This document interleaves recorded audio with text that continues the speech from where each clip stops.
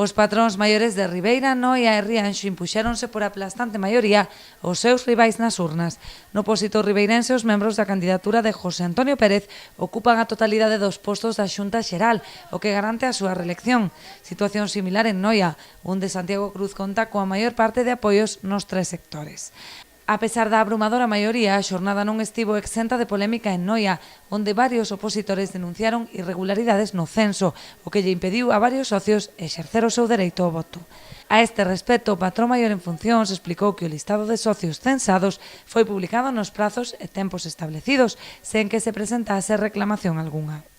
En Rianxo, Miguel Ángel Iglesias seguirá como dirixente do pósito durante 4 anos máis, ao lograr a súa candidatura 18 postos na Xunta Xeral, fronte aos 6 da oposición.